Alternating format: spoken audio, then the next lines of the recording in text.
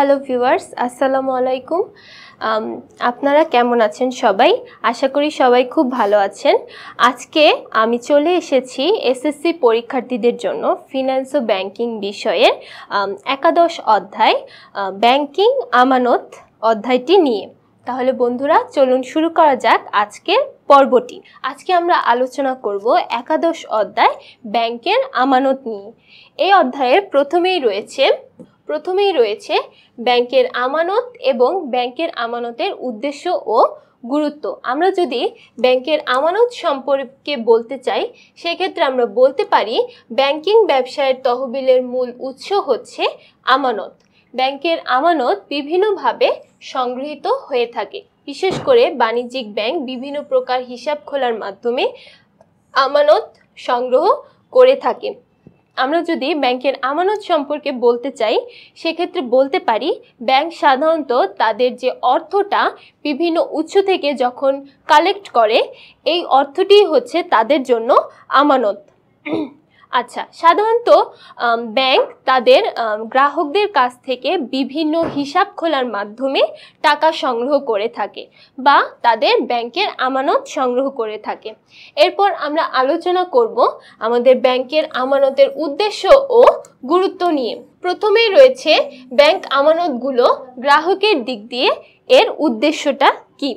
প্রথমেই রয়েছে গ্রাহকের উদ্দেশ্য অর্থের নিরাপত্তা। আমরা জানি গ্রাহকরা তাদের অর্থের নিরাপত্তার জন্য ব্যাংকে তাদের টাকাগুলো জমা রাখে এবং ব্যাংক সেই অর্থের গুলোই সঞ্চয় হিসেবে আমানত গ্রহণ করে থাকে। তাহলে আমরা বলতে পারি গ্রাহকের দিক থেকে অর্থের নিরাপত্তার জন্য সাধারণত ব্যাংক হিসাবটা খোলা হয় বা ব্যাংকে আমানতগুলো সংগ্রহ করা হয়। পরবর্তীতে রয়েছে ব্যবসায়িক লেনদেন। গ্রাহক তার ব্যবসায়িক বিভিন্ন লেনদেনের জন্য বা অন্যান্য যে কোনো ধরনের লেনদেনের জন্য ব্যাংকে আমানতটা সংগ্রহ করতে থাকে। আচ্ছা, পরবর্তীতে রয়েছে ঋণের সুবিধা। গ্রাহক সাধারণত ঋণের সুবিধা পাবার জন্য ব্যাংকে আমানত সংগ্রহ করে। এরপর রয়েছে ঝুঁকিবিহীন বিনিয়োগ। আমরা জানি ব্যাংকের টাকা জমা রাখা গ্রাহকদের জন্য একটি ঝুঁকিবিহীন বা ঝুঁকিহীন একটি বিনিয়োগ উৎস।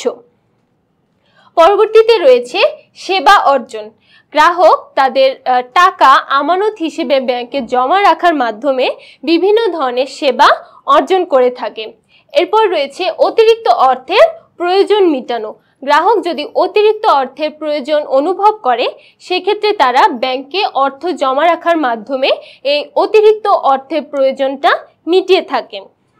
এরপর আমরা দেখে নেব ব্যাংক আমানতটা ব্যাংকের ক্ষেত্রে কি উদ্দেশ্য বহন করে। প্রথমে রয়েছে তহবিলের মূল উৎস। এই যে আমাদের যে ব্যাংকের আমানতগুলো রয়েছে এই আমানতটাই হচ্ছে ব্যাংকের আমানতের মূল উৎস বা ব্যাংকের তহবিলের মূল উৎস। সাধারণত গ্রাহকের কাছ থেকে টাকা সংগ্রহ করে ব্যাংকগুলো তাদের আমানতটা গ্রহণ করে থাকে। তাহলে আমরা বলতে পারি তহবিলের মূল উদ্দেশ্য হচ্ছে বা মূল উৎস হচ্ছে ব্যাংকের এই আমানত। পরবর্তীতে রয়েছে বিনিয়োগ।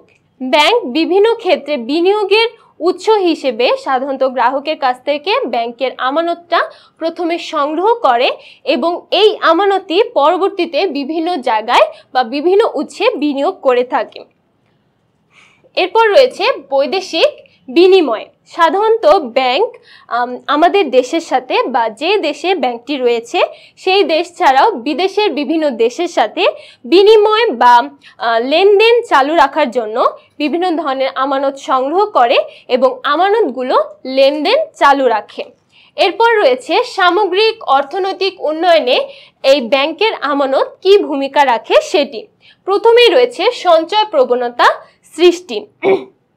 ব্যাংক আমানত সাধারণত যেহেতু তাদের কাছে নিরাপদে সঞ্চয় জমা রাখে সেক্ষেত্রে আমরা বলতে পারি ব্যাংক আমানত সঞ্চয় প্রবণতা দেশের সবার মাঝে সৃষ্টি করতে একটি গুরুত্বপূর্ণ ভূমিকা রাখে। তারপর রয়েছে পুঁজি বা মূলধন গঠন। সাধারণত ব্যাংক আমানতের মাধ্যমেই আমরা প্রত্যেকেই গ্রাহকরা বা ব্যবসায়িক যেসব ক্ষেত্র রয়েছে সেই ক্ষেত্রগুলো তাদের মূলধন গঠন করে থাকে। এরপর রয়েছে বিনিয়োগ বা উৎপাদন। সাধারণত আমাদের দেশের প্রত্যেকটি বিনিয়োগ ক্ষেত্র বা প্রত্যেকটি ব্যবসা প্রতিষ্ঠান ব্যাংক আমানতের মাধ্যমে তাদের লেনদেনটা চালু রাখে।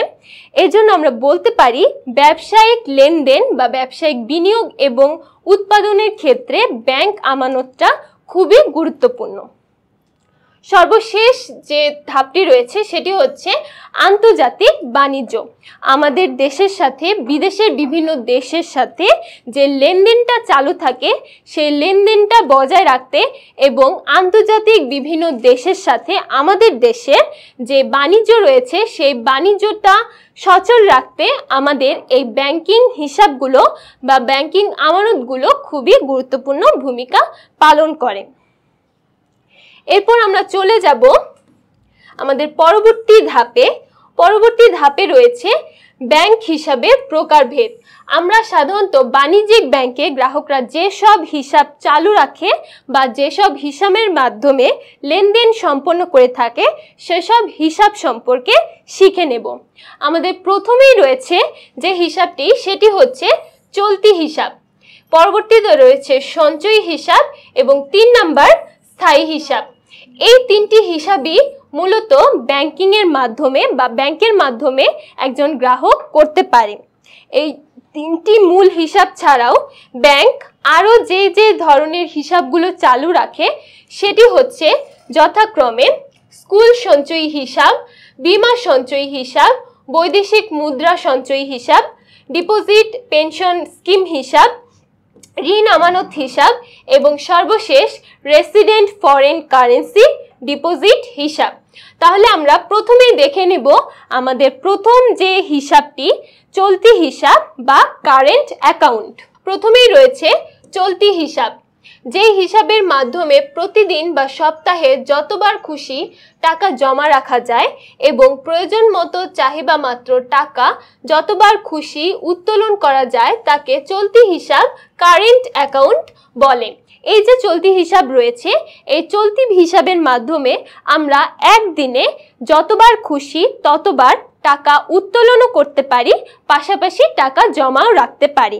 তাহলে আমরা বলতে পারি যে হিসাবের মাধ্যমে আমরা প্রতিদিন বা সপ্তাহে যতবার খুশি টাকা জমা রাখা এবং উত্তোলন দুই করতে পারি সেই হিসাবের নামই হচ্ছে চলতি হিসাব বা কারেন্ট অ্যাকাউন্ট। সাধারণত ব্যবসায়ীদের জন্য এই হিসাব সুবিধাজনক এবং এই হিসাবে সাধারণত কোনো সুদ প্রদান করা হয় না। এই হিসাবে জমাতিরিক্ত টাকা উত্তোলন করা যেতে পারে। আমরা এর কিছু বৈশিষ্ট্য দেখে নেই। এই চলতি হিসাবের প্রধান যে বৈশিষ্ট্যটি রয়েছে সেটি হচ্ছে এই চলতি হিসাবের মাধ্যমে একজন ব্যবসায়ী খুব সুন্দর করে তার দৈনন্দিন লেনদেনগুলো সমাধান করতে পারে। তাই এই চলতি হিসাবটি ব্যবসায়ীদের জন্য উপযোগী। আরও একটি বৈশিষ্ট্য হচ্ছে জমাতিরিক্ত উত্তোলন করা। এই চলতি হিসাবের মাধ্যমে আমরা সাধারণত ব্যাংকে যতটুকু পরিমাণ জমা আছে তার অতিরিক্ত পরিমাণ টাকা উত্তোলন করতে পারি। পরবর্তীতে রয়েছে সঞ্চয়ী হিসাব, যে হিসাবের মাধ্যমে প্রতিদিন বা সপ্তাহে যতবার খুশি ততবার টাকা জমা রাখা যায়, কিন্তু সপ্তাহে শুধু 2 বার বা নিয়ম অনুযায়ী টাকা উত্তোলন করা যায় তাকে সঞ্চয়ী হিসাব সেভিংস অ্যাকাউন্ট বলে। সাধারণত অব্যবসায়ী নির্দিষ্ট আয়ের জনগণ সঞ্চয়ের উদ্দেশ্যে এই হিসাব খুলে থাকে। এই হিসাবে ব্যাংক স্বল্প হারে সুদ প্রদান করে থাকে। তবে আজকাল কোনো ব্যাংক টাকা জমা বা তোলার ব্যাপারে নিয়ন্ত্রণ করছে না।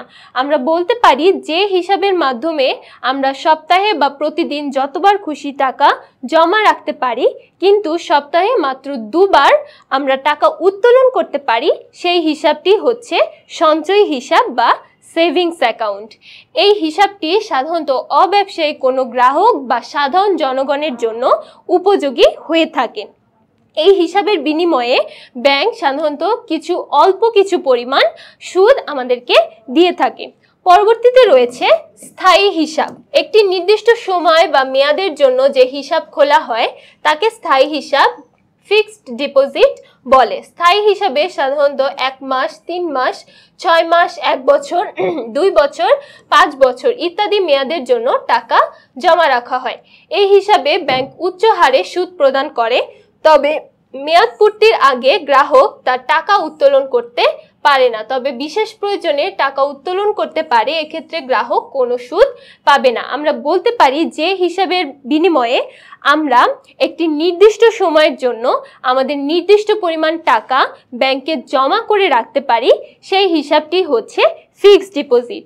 সাধারণত 1 মাস, 3 মাস, 6 মাস, 1 বছর, 2 বছর এবং 5 বছরের জন্য এই নির্দিষ্ট মেয়াদের টাকা জমা রাখা হয়। সেক্ষেত্রে ব্যাংক সাধারণত একটি মোটা অঙ্কের সুদ আমাদেরকে প্রদান করে। তবে আমরা যদি মেয়াদ পূর্তির আগেই এই টাকাটি উত্তোলন করে থাকি, সেক্ষেত্রে আমরা কোনো ধরনের সুদ পাই না।